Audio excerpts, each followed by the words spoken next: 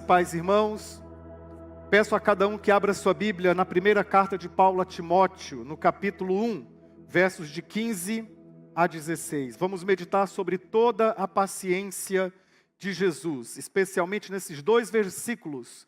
1 Timóteo, capítulo 1, versos 15 a 16. E como nós temos aí o acesso ao telão, convido a todos a lerem comigo esses dois versículos juntos.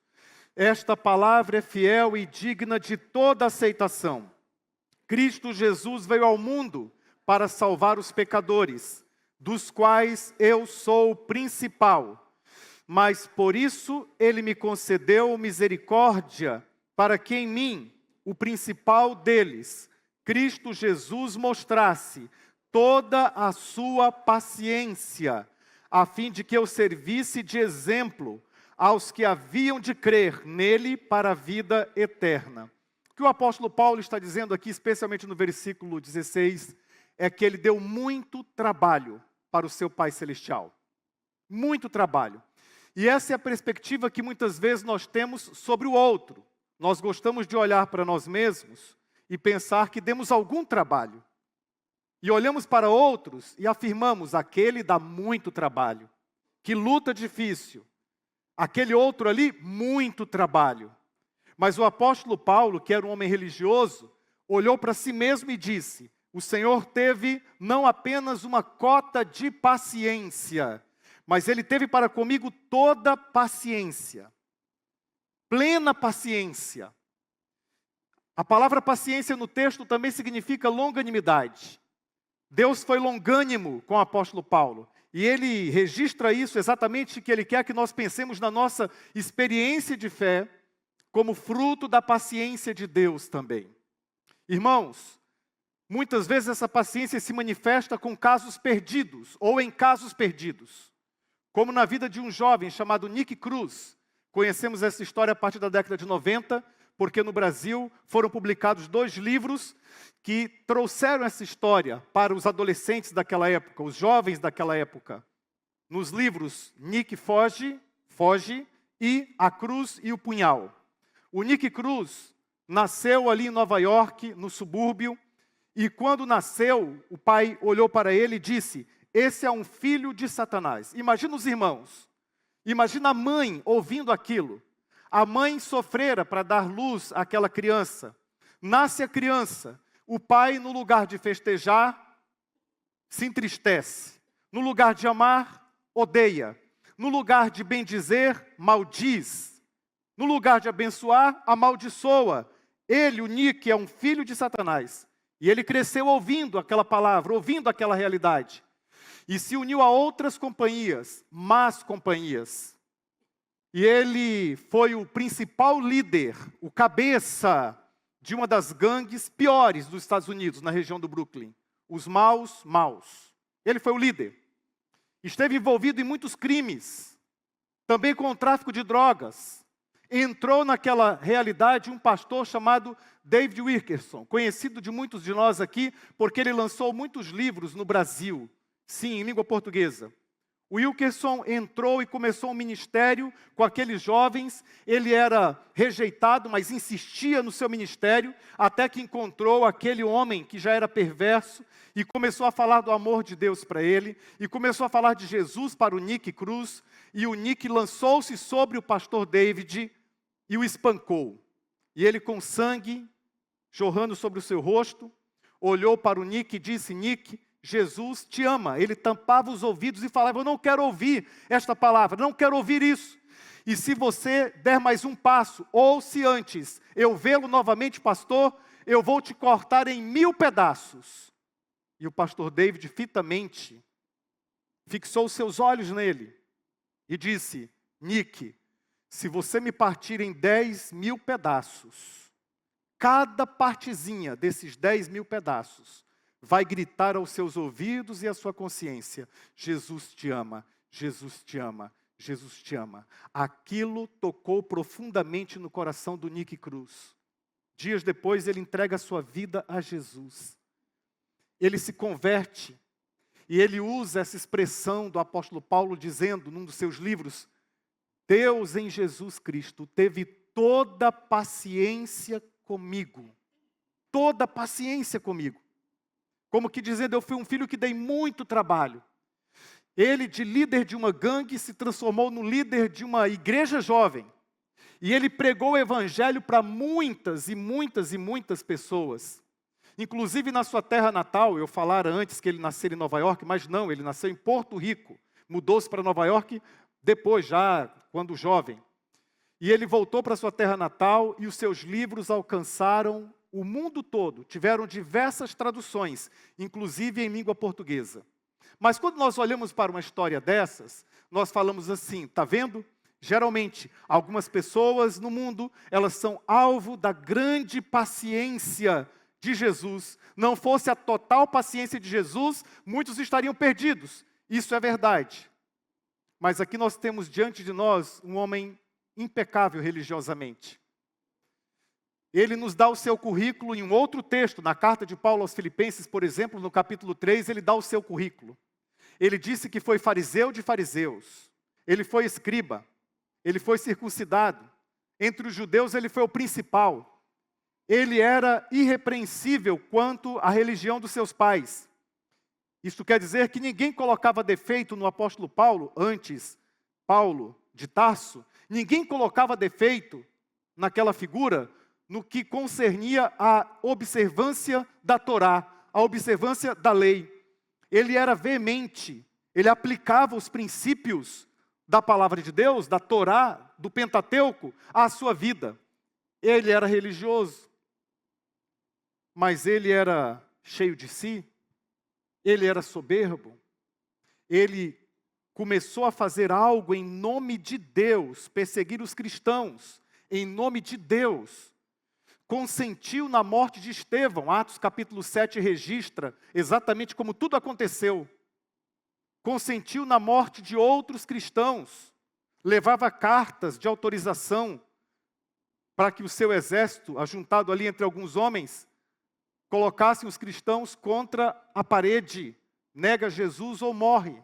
Essa foi a história dele, esse foi o conceito dele.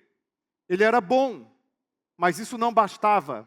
Isso não era suficiente, porque Deus olha o coração. E assim como olhar agora, nesta época do século XX, o coração de um homem chamado Nick, da mesma forma olhar o coração de um homem chamado Paulo no primeiro século. E não viu diferença, porque quando ele olhou dos céus, ele disse, não há um justo sequer. Todos igualmente pecaram. Todos pecaram e foram destituídos da graça de Deus, da glória de Deus, do brilho de Deus.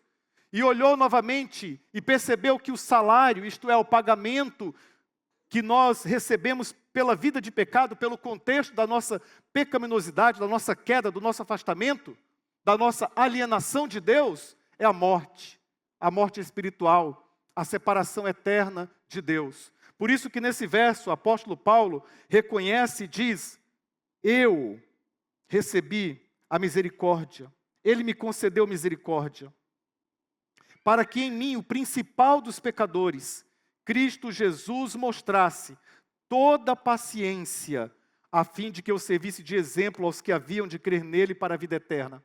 Olha que transição bonita, que transformação, que operação extraordinária, de uma vida completamente afastada de Deus, vazia de sentido espiritual, ele agora passa a ser exemplo a todos que seguem. E Deus quer fazer isso na vida de todos nós. Deus quer transformar pela sua palavra. Mas o apóstolo Paulo, antes de aceitar essa realidade, ele precisou aceitar 4 outras realidades que eu quero compartilhar brevemente com vocês. A primeira delas, ele teve que aceitar o poder da palavra de Deus. Olha como o texto começa.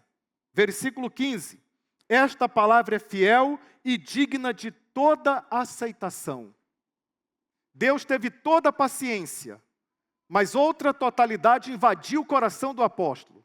Antes mesmo dele pensar em misericórdia e paciência, ele pensou no poder da palavra de Deus. E ele recebeu isso como palavra de Deus. Aqui a síntese do Evangelho, o registro do Evangelho, o marco do Evangelho. Ele diz, esta palavra, qual palavra? Cristo Jesus veio ao mundo para salvar os pecadores. Este é o resumo do Evangelho, das boas novas. Qual palavra? A palavra de que Deus se fez carne e habitou entre nós. A palavra de que Ele veio salvar e buscar os perdidos, ou buscar e salvar os perdidos. Ele nos diz, esta palavra é fiel e digna. Fiel quer dizer verdadeira. Fiel quer dizer inerrante. Fiel quer dizer sem erros. Ela é fiel, é leal. É uma palavra que Deus se dispõe a cumpri-la cabalmente, a cumpri-la totalmente.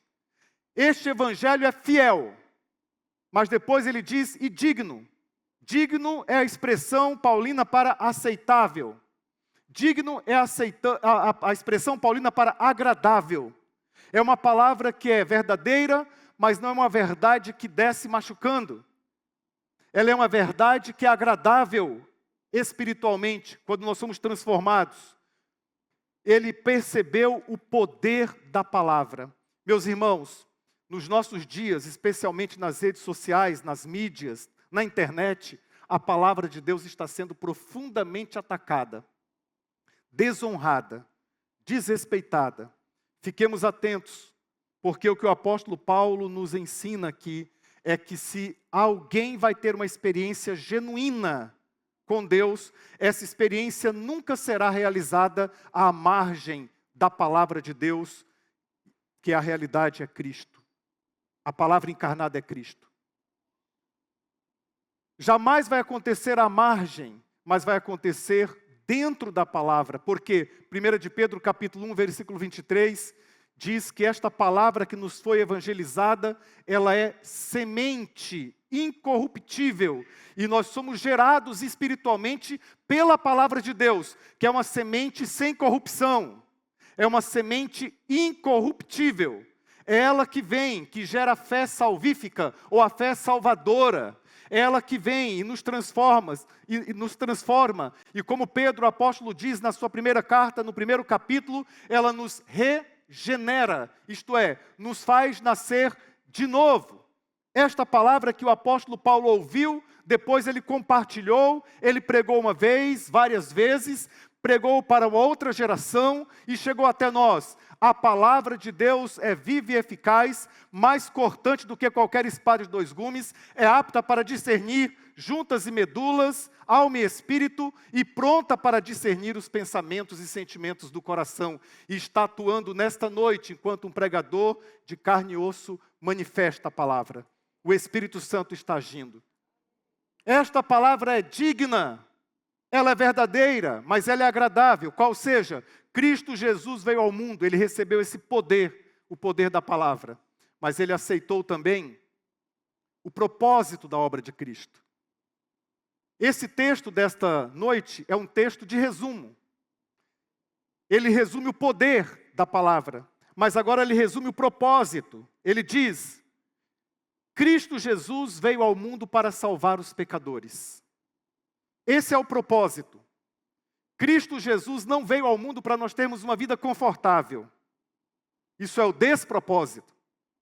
Conquanto com o nosso suor, do suor do teu rosto comerás, diz a palavra, com a inteligência aplicada, com o mandato cultural que Ele nos deu, de ir dominar, nós podemos chegar muito longe.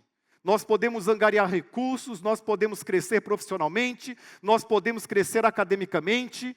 Isso tudo pode fazer parte de uma vida que Deus está trabalhando em nós, mas o propósito, o alvo, disse também o apóstolo Pedro, é a nossa salvação. Ele veio com um propósito. Ele não veio para que nós tivéssemos um apartamento extraordinário, para que nós trocássemos de carro todos os anos. Ele não veio para que nós dessemos as mãos e abraçássemos impensadamente uma teologia que premia alguns e deixa outros numa fila da frustração, que é a teologia da prosperidade. Aliás, a teologia, aí eis um bom teste para você perceber se uma teologia é verdadeiramente bíblica. A teologia que é verdadeiramente bíblica, ela funciona nos 5 continentes, em todos os países do mundo. Mas a teologia que só funciona em alguns países em prejuízo de outros, não é teologia verdadeiramente bíblica. A teologia da prosperidade funciona nos países que estão crescendo, mas não funciona na África, por exemplo, no continente africano. Em países africanos não funciona. E não funciona em países pobres. Mas ela está aí, afirmando que essa é a mensagem principal do Evangelho. Essa é a mensagem distintiva do Evangelho. Mas não é, porque a palavra que é digna e fiel é esta, que resumidamente o apóstolo Paulo diz: Cristo Jesus veio ao mundo. Qual o propósito? Salvar os pecadores. Ele salvou a você, salvou a mim, quer salvar os nossos. E quando nós temos acesso a esse evangelho simples, esse evangelho puro, quando nós confessamos a Jesus como Senhor e Salvador e o recebemos na nossa vida, nós somos salvos, recebemos o Espírito Santo, mudamos de endereço, saímos das trevas e somos transportados para o reino da luz do seu Filho amado. Nós recebemos herança, nós recebemos privilégios espirituais, recebemos bênçãos espirituais, e essas bênçãos são tão enriquecedoras que elas começam a transbordar, para usar a linguagem do pastor Daniel que falou antes de mim, a transbordar para outros. A transbordar para outros. Mas Paulo foi visitado, e algumas vezes podemos dizer até esmagado, porque ele aceitou o poder da obra de Cristo. Ele aceitou também a profundidade do pecado humano. Porque esse texto, que muitas vezes ele é observado apenas como uma dinâmica do apóstolo Paulo para falar da sua humildade, não está apontando para ele mesmo, está apontando para Cristo. Ele diz assim: esta palavra é fiel e digna de toda aceitação. Cristo Jesus veio ao mundo para salvar os pecadores, dos quais eu sou o principal. E no verso 16 ele repete: para que em mim, o principal dos pecadores, Jesus mostrasse toda a sua paciência. A salvação é operada por crer e por arrependimento e fé. Arrependei-vos e crede no Evangelho. Arrependimento é mudança de mente, é ampliação da consciência. Arrependimento é conversão. Você está indo numa direção, faz um giro de 180 e volta-se para Deus. É retorno para Deus. Mas este retorno para Deus não acontece se você não se acha pecador. Esse retorno para Deus não acontece se você o tempo inteiro manifesta uma outdoor existencial como se você fosse bom e os demais ruins. Aliás, na nossa sociedade hoje nós temos este selo de que somos bons. Nós dividimos a sociedade entre pessoas boas e ruins, mas a Bíblia nos ensina o tempo inteiro que o mundo não está dividido entre pessoas perfeitas e imperfeitas do outro lado, perfeitas de um lado e imperfeitas do outro lado, boas de um lado e ruins do outro lado. Essa não é a divisão que a Bíblia propõe. Porque a Bíblia nos ensina que todos somos imperfeitos. Romanos 3:23, cito mais uma vez: todos pecaram e afastados estão da presença gloriosa de Deus. Todos, em todos os sentidos, todos. Mas há uma divisão neste mundo, sim, entre pessoas próximas e distantes de Deus. E na Bíblia que você lê, na Bíblia que eu leio, folheando especialmente o Novo Testamento, as pessoas que estão próximas de Deus são as que rapidamente se percebem e se confirmam e se afirmam como imperfeitas, como pecadoras. Em todo o Novo Testamento, nas andanças de Jesus, os que se julgavam perfeitos, os fariseus, estavam distantes, justificando-se a si mesmos. Os que se consideravam o último da fila, chegavam primeiro. Os últimos são os primeiros. Os que a sociedade marcava com o selo de distantes, estavam próximos de Jesus. Aqueles que a sociedade religiosa da época colocavam o selo de próximos, estavam distantes. É uma inversão poderosa. Na minha adolescência, me converti aos 16 anos de idade, fui crescendo ali, com 18 anos de idade, tinha na igreja do Bosque, lá em Rio Branco, no Acre, a igreja que eu fui membro, e foi a igreja que me enviou para o seminário também, um professor de escola dominical maravilhoso. Ele era um militar, rigorosíssimo, mas muito, muito abençoador em relação aos jovens e adolescentes. Ele dava aula para os adolescentes da igreja, inclusive. E os seus 2 filhos eram participantes também da igreja, ativos na igreja, e o pastor colocava todas as crianças para lerem no domingo pela manhã porções da Bíblia. Alguns podiam citar de cor, mas outros podiam ler.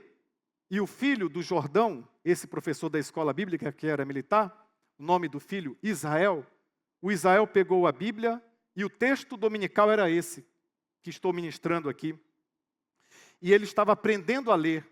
Ele era um meninote, pequenininho assim, e ele pegou sua Bíblia, com a ajuda do seu pai, abriu em 1 Timóteo capítulo 1, versículo 15, e começou a fazer a leitura. E ele leu assim: essa palavra é fiel e digna de toda aceitação. Respirou fundo, ganhou confiança, continuou a leitura. Cristo Jesus veio ao mundo para salvar os pecadores. Olhou para o pastor e perguntou: dos quais eu sou o pior deles?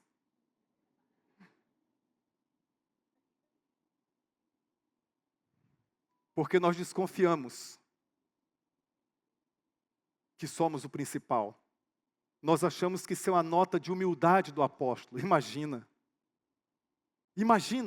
Mas Jonathan Edwards, um avivalista do século XVIII, disse que quando nós olhamos para os piores pecadores da nossa era, do nosso tempo, nós nos sentimos os melhores pecadores.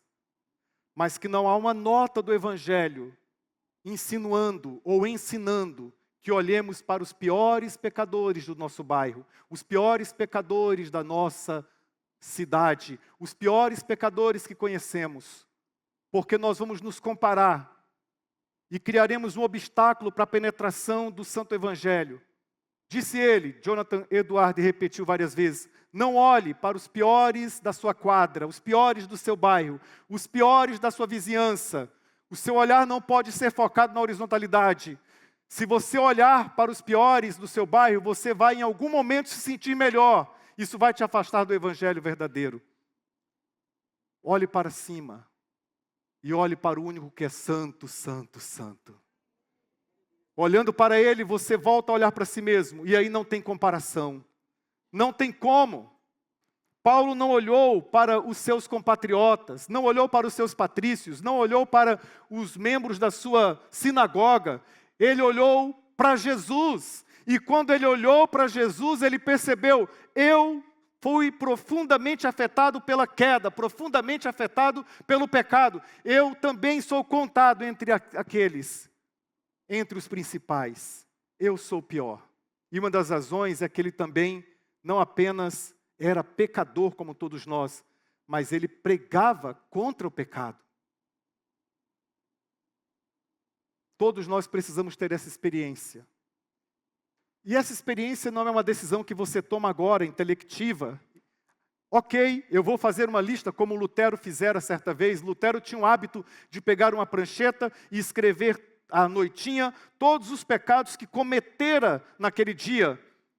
E antes de dormir, pedia perdão por cada um deles. Mas aquilo nunca resolvia o seu interior. Aquilo nunca resolvia o seu coração. Sabe o que resolveu? Não foi ele olhar para os pecados, foi ele olhar para o santo de Deus, para Jesus.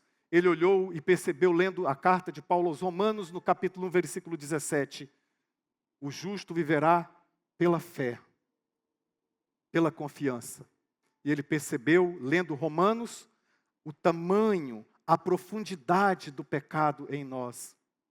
Quando nós olhamos para o nosso pecado, só nos resta contar com a misericórdia de Deus, com a compaixão de Cristo.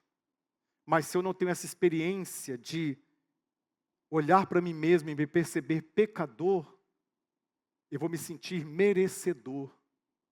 E o Evangelho não é nos ofertado pelos méritos nossos, mas pela graça de Cristo, pela graça de Jesus. Finalmente, ele percebeu também e aceitou o alcance da graça de Deus, porque o texto termina dizendo assim, verso 15, esta palavra é fiel e digna de toda aceitação, Cristo Jesus veio ao mundo para salvar os pecadores, dos quais eu sou o principal. Ele veio ao mundo. Essa palavra não está aqui por acaso. Ele não veio só para Israel, não veio só para os judeus. Ele veio ao mundo. Paulo foi escolhido como apóstolo aos gentios. Nesse ponto ele se alinha com Lucas, que aliás foi companheiro de viagem dele. A gente percebe essa ênfase global, essa ênfase mundial, tanto em Lucas, o apóstolo, quanto em Paulo. Companheiro de viagem era o Lucas, de Paulo. Porque no Evangelho de Mateus, por exemplo, quando ele vai se referir a Jesus, ele refere-se como Jesus, Salvador dos judeus. Mas quando Lucas escreve, no capítulo 2, ele diz, Jesus, Salvador do mundo. Todos nós precisamos também ter essa experiência, aceitar que o Evangelho não é para um nicho específico. O Evangelho não é para alcançar somente as pessoas que eu gosto, as pessoas que eu acho bacana. O Evangelho é para alcançar os diferentes também, alcançar aqueles que são irrecuperáveis, como Nick, irrecuperáveis, como Paulo no outro sentido, alguns que fazem da religião seu aparato quase idólatra. O Evangelho é para todo mundo e para todas as pessoas. E a certeza e a convicção disso é que na imagem prime do Apocalipse, João observa, ele viu os céus abertos e ele viu uma grande multidão, Apocalipse capítulo 7. E ele descreve aquela grande multidão. Eles estavam com uma única veste, vestidos todos de branco. Mas ele observa gente de toda tribo, todos os povos, línguas, nações. O Evangelho é para todo o mundo. Esse Evangelho não foi uma experiência local, mas foi uma experiência que reverberou a partir da ordem do próprio Jesus. Permaneçam em Jerusalém, disse o Senhor Jesus, até que do alto vocês sejam revestidos de poder. E então, revestidos de poder, sejam minhas testemunhas. Começando em Jerusalém, depois Judeia, Samaria e Cuiabá. E até os confins da terra. E o Acre, e Rondônia, e Minas Gerais, e Bahia, e São Paulo, e Rio de Janeiro, todos os confins da terra. Por isso que uma igreja que se assenta à mesa é uma igreja que celebra não apenas a nossa própria remissão, a nossa própria salvação, mas é uma mesa que enxerga gente de todo o mundo. E o apóstolo Paulo teve que aceitar isso. Todo esse contexto, para concluir, ele resume nessa expressão do verso 16. Ele mostrou para mim toda a sua paciência. Irmãos, Deus continua sendo paciente comigo e com você, com cada um de nós. Porque é certo que nós temos coisas na vida que nós já superamos. Algumas delas Deus nos mostra que já superamos. Outras nós não saberemos aqui e agora. Mas há outras realidades que tanto você como eu nos colocamos como verdadeiros, com perdão da expressão, verdadeiros cabeças duras. Somos de dura cerviz em alguns aspectos. E o que o Senhor nos convida a olhar, o poder da palavra dEle que gera vida, esse evangelho extraordinário, límpido, puro, simples, bonito. Ele nos leva a aceitar também o propósito, que Jesus veio com o propósito de salvar um pecador como você, um pecador como eu. Ele nos faz enxergar também a plenitude dessa graça que alcança o mundo todo e perceber que o pecado agiu com muita profundidade em cada um de nós. Esse pecado agindo com profundidade, ele cria uma distância.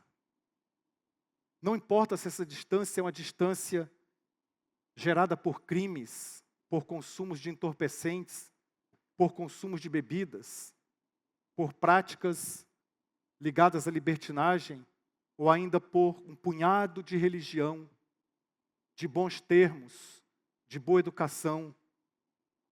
Porque no frigir dos ovos, ou na realidade em si, a equação termina com vazio. Alguém pode dizer, pastor, eu preencho minha vida com muitas mulheres e com muitos casos. Isso é igual a vazio. Pastor, eu não vivo sem um copo de bebida nas mãos. Eu preencho esse vazio com muitas bebidas. Eu tenho alegria nisso. O resultado, se for isso, é igual a vazio. Pastor, eu preencho o meu vazio com muita reza, muita oração, participação nos cultos. Eu sou ativo, eu não deixo brechas, eu estou em tudo, pastor. Eu sou igual arroz de festa, eu estou em tudo. Se isso for só ativismo religioso, isso é igual a vazio. Só algo, ou melhor, alguém que preenche o vazio da nossa vida. E Paulo fez o resumo. Essa palavra é digna de toda aceitação. Ela é fiel, é verdadeira. Cristo Jesus veio ao mundo para salvar os pecadores. E no processo, verso 16, ele mostrou toda paciência. Alguns, no Cronos, Deus teve paciência até os 80 anos. Eu conheci um homem que recebeu a Cristo com 80 anos. Outros, Deus manifestou paciência até os 16 anos, como pastor de vocês, que recebeu a Cristo com 16 anos. Outros receberam com 30 anos. Mas não importa a idade, o que importa é que Deus mostrou, Deus manifestou toda a longanimidade, toda a paciência. E quem sabe nesta noite Ele está mostrando paciência e longanimidade para alguém.